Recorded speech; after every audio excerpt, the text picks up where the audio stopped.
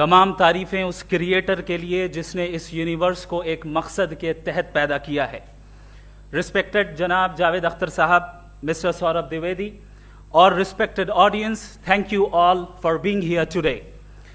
آج کی ڈیبیٹ میں چونکہ ہم بات کرنے والے ہیں ڈز گاڈ ایگزسٹ کے ٹاپک پر, تو یہ ایک ایسا ٹاپک ہے جس کے متعلق کوئی بھی ڈیسیجن لینے کے لیے الگ الگ اسٹینڈرڈز ہو سکتے ہیں. لہٰذا ڈیبیٹ کے شروع میں یہ ضروری ہے کہ ہم یہ جان لیں کہ آج کے اس ٹاپک میں کون سا اسٹینڈرڈ صحیح ہوگا اور کون سا غلط ہوگا. سب سے پہلا اسٹینڈرڈ جسے میں سمجھتا ہوں کہ ہمارے رسپیکٹڈ جناب جاوید اختر صاحب بڑی تیزی کے ساتھ اس کی طرف لپکیں گے, وہ ہے سائنس. جبکہ سائنس در حقیقت خدا کے ایگزسٹنس کو ڈائریکٹلی ثابت کرنے یا اس کے ایگزسٹنس کو ڈینائی کرنے کے لیے اسٹینڈرڈ نہیں بن سکتی. اور اس کی وجہ کیا ہے یہ میں نہیں کہہ رہا, یہ وہ لوگ کہہ رہے ہیں جو سائنس کے ایکسپرٹس ہیں. نیشنل اکیڈمی آف سائنس کہتی ہے science doesn't have the processes to prove اور disprove the existence of God. Why? کیونکہ سائنس کا تعلق ایمپیریکل ایویڈنس سے ہے, اور ایمپیریکل ایویڈنسز کا تعلق ہمارے نیچرل اور فزیکل ورلڈ سے ہے, جبکہ گاڈ نان فزیکل اور سپر نیچرل ریالٹی ہے. لہٰذا نان فزیکل ریالٹی کو آپ اس ٹول کے ساتھ نہیں چیک کر سکتے جس کا کام فزیکل ریالٹی کو تلاش کرنا ہے. لہٰذا آج اس ڈیبیٹ میں گاڈ کی ایگزسٹنس کو ثابت کرنے یا اسے ڈینائی کرنے میں سائنٹیفک ایویڈنس کو ایکسپٹ نہیں کیا جائے گا. دوسرا اسٹینڈرڈ ہو سکتا ہے ریویلیشن, کہ ریویلیشن کے ذریعے ہم یہ ثابت کریں کہ گاڈ ایگزسٹ کرتا ہے یا نہیں. لیکن یہ اسٹینڈرڈ بھی آج ارریلیونٹ ہے. کیوں؟ کیونکہ ریویلیشن میرے نزدیک سورس آف نالج ہے, ویلڈ سورس آف نالج ہے, لیکن ہمارے جاوید اختر صاحب کے نزدیک یہ ویلڈ سورس آف نالج نہیں ہے. لہٰذا آج کی ڈیبیٹ میں ایک بھی ایویڈنس کسی بھی مذہبی اسکرپچر سے نہیں دوں گا تاکہ جاوید اختر صاحب کے لیے وہ ان ایکسیپٹیبل نہ ہو. تیسرا جو معیار ہو سکتا ہے وہ ہے آبزرویشن, کہ بھائی کوئی کہے کہ ہمیں خدا دکھاؤ, اگر ہے تو دکھاؤ, یا یہ کہ خدا کے ایگزسٹنس پر ایمپیریکل ایویڈنس دو. تو یہ ہے در حقیقت غلط ٹول کا استعمال کرنا. یہ ایسا ہی ہے کہ جاوید صاحب مجھ سے یہ مطالبہ کریں کہ مفتی صاحب آپ میٹل ڈیٹیکٹر کے ذریعے پلاسٹک ڈیٹیکٹ کر کے دکھائیں. اب چونکہ پلاسٹک ڈیٹیکٹ نہیں ہو پا رہی ہے لہٰذا پلاسٹک ڈز ناٹ ایگزسٹ.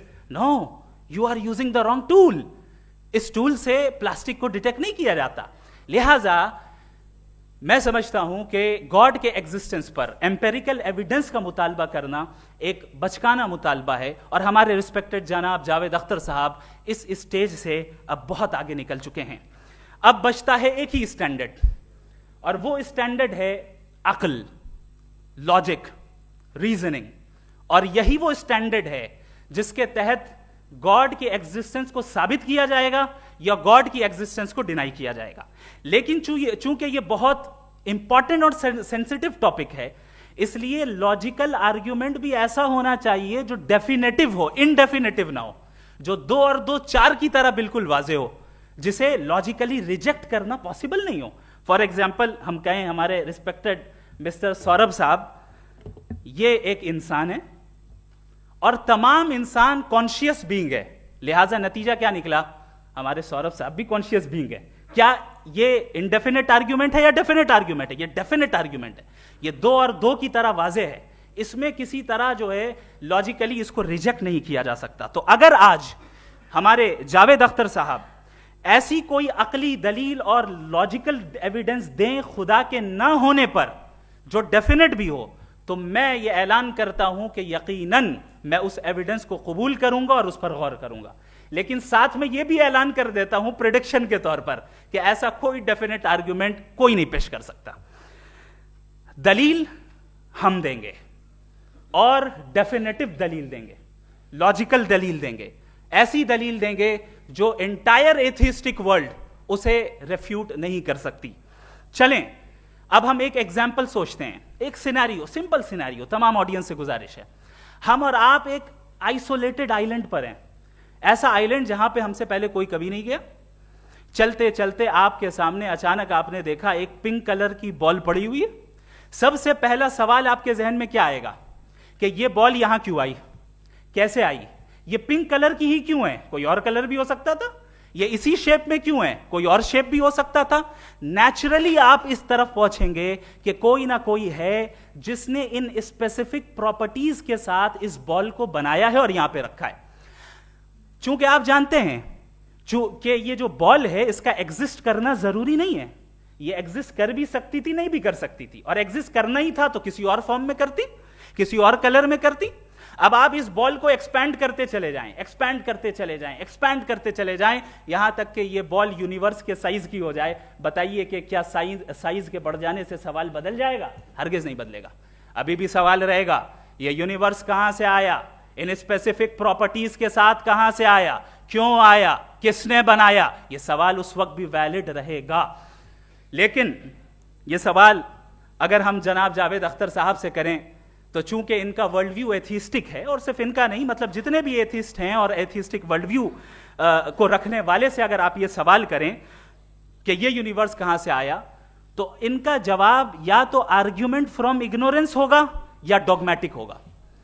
یا تو یہ کہیں گے کہ مجھے نہیں پتا کہ یہ کہاں سے آیا, لہذا گاڈ ڈز ناٹ ایگزسٹ, یہ آرگیومنٹ فرام اگنورینس ہے.